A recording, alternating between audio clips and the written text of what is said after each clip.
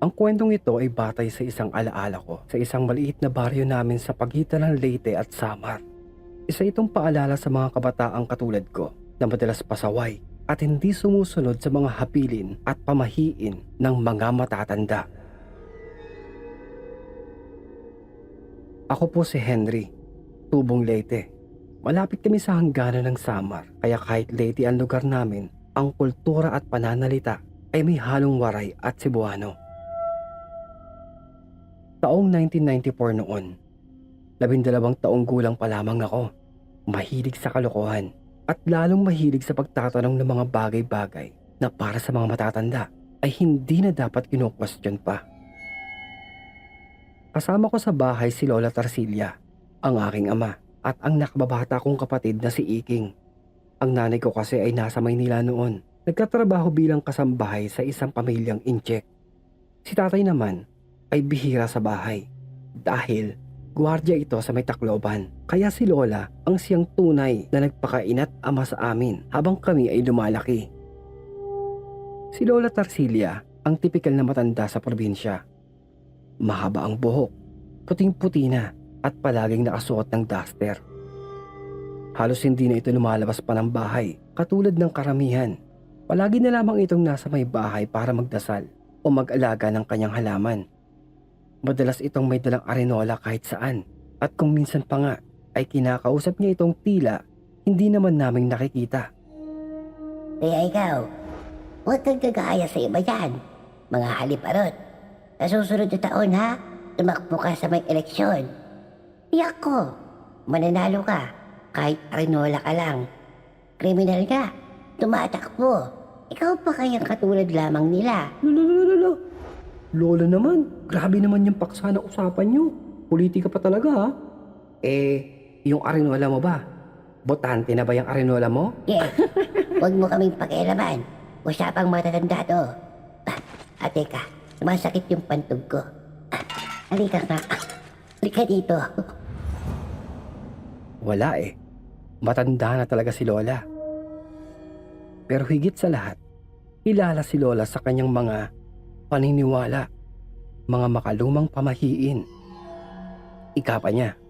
Henry, ayaw yung taon ng gupit sa imong ko kung gabi Dili na maayo. Ika ni Lola, isang gabi, habang kami ay sabay na naguhugas ng pinggan. Na ika ko naman ay, nga naman la. Napatingin siya sa akin. Malalim. Halos tila may kinikilatis. Na ika pa niya. Basta, ayaw lang. Maling-mali yan. Dili na angay patungana. Nairita ako noon. Nais ko lamang naman ay konkretong sagot. Pero kagaya ng madalas, kapag ganito na ang tono niya, alam kong wala na ako makukuhang paliwanag. Na kapag nasundan ko pa ng tanong, ay babanatan niya na ako ng, Ike pa. Huwag dili ka maminaw. Ikaw yun ang maunsya. Ike pa. Ha? ewan ko po, kung tama ba ang mga sinasabi ko.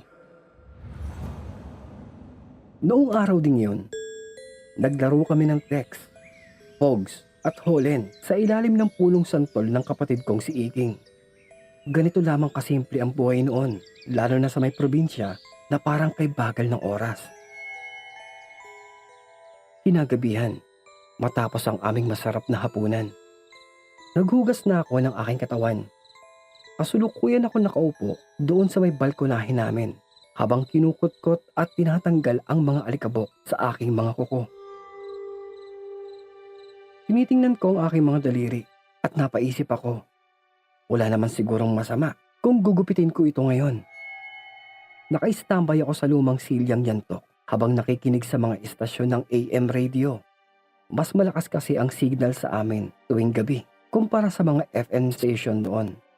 May DJ na nagkukwento ng mga balita at mga chismis sa kanto. Radio drama na ilang beses ko nang naririnig at kung ano-ano pa. Malamig ang hangin. May tunog ng mga kuliglig at ang ilaw mula sa may Petromax sa kusina ay halos hindi na umaabot sa may pwesto ko. Kinuha ko ang panggupit ng kuko ni Lola, yung luma na may kalawang pa sa may hawakan. Isa-isa kong tinabasan ang mga kuko ko habang nakikinig sa DJ ng radyo na natatawa dahil sa kwento nito tungkol sa babaeng napagkamalang multo dahil lamang sa labis na paglalagay ng puting foundation.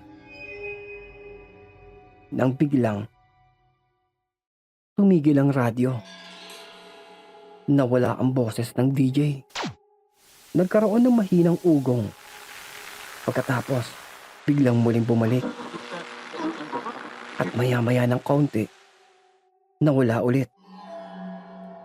Akala ko pa nga noong una, baka battery lamang o dahil sa mahinang signal ng radyo. Kung kaya, hinampas-hampas ko ang gilid ng radyo. Yung estilo ba ng mga tatay natin kapag nasisiraan ng mga appliances? Nagsalita ito ng kaunti. Pagkatapos nun, muling tumatahimik.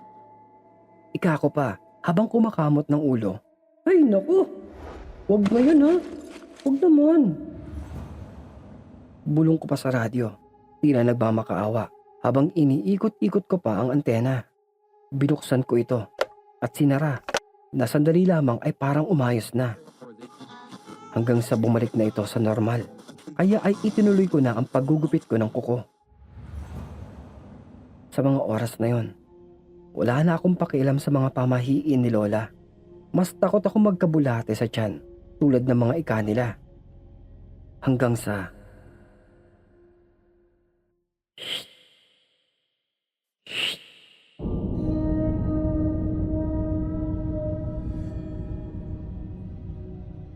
Napahinto ako. Akala ko, yung kapatid kong si Iking lang ito. Pero wala naman akong naririnig na yabag. Inilibot ko na ang paningin ko sa may madilim na paligid. Ilang hakbang mula sa akin ay ang papunta sa may likod ng bahay. Sa dulo ay puno na ng mangga. Sinilip ko. Wala naman. Tahimik. Masyadong tahimik. Itinuloy ko na ulit ang aking paggugupit. 1, 2, at 3 kuko pa sa aking paa. Nakayuko na ako.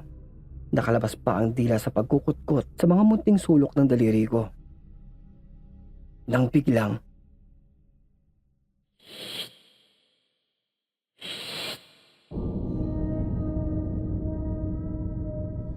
muli, narinig ko ulit.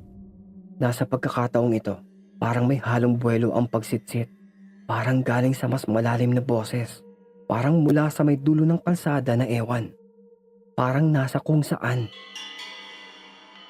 Tumigil ako. Tiningnan ko ang paligid. Tapos nito ay isinarado ko ang radyo para mas marinig ko kung saan ba talaga nanggagaling ang tunog. Pero wala. Katahimikan lang. Mga ilang segundo pa akong nakikiramdam hanggang sa maramdaman ko ang paggapang ng kakaibang kilabot sa may batok ko. Tumitindig ang mga balahibo ko. Tiningnan ko pa nga ang braso ko. Totoo, naninindig ito. Para bang malamig na hangin ang dumaan sa loob ng katawan ko. Hindi ako agad gumalaw. Pinilit kong huwag huminga ng malakas. At sa gilid ng mata ko, doon sa mismong kanan, kung saan halos wala ng liwanag. Kinabahan ako. Parang may nakikita akong anino. Papalapit ang malaki at mahabang anino. Ang 2 pares ng mata. Maitim, mahaba ang daliri, at may makakapal na balahibo. Nakalapat ito sa may kahoy na sahig na para ba siyang gumagapang. Gumagalaw. Hindi basta galaw. Parang nanginginig ito sa gigil habang papalapit ito sa akin. Dahan-dahan, marahan akong lumingon. Dahan-dahan. At sa biglang pagharap ko, naroon na ang nilalang sa may tabi ko mismo. Nakatayo, nakayuko, nakakatakot ang itsura. Mapula ang mata pero tila nagdiliwanag sa dilim. Ang bibig nito ay nakanganga, halos umabot sa may dibdib ang pagkakabuka ng bunganga. may mahahabang kuko. At sa tingin ko, hindi ito isang tao. Hindi ko alam kung sisigaw ba ako o tatakbo. Pero ang nangyari, bigla akong natumba sa may kinauupuan ko. Matapos nito ay gumapang ako ng paatras. Halos masugatan ang aking siko sa pagkakadulas. Hanggang sa maramdaman ko, gumulong na ako pa ibaba ng hagdan. Kalabugan at tunog ng lagapak mula sa aking katawan. Para akong sundalo, mabilis akong nagtago sa ilalim ng silong. At nang muli kong diningon ang kaninang kinapupwestuhan ko, wala na. Wala na ang nilalang na nakita ko. Pero sa pandinig ko, parang may natitirang tunog. Mga pagtawa.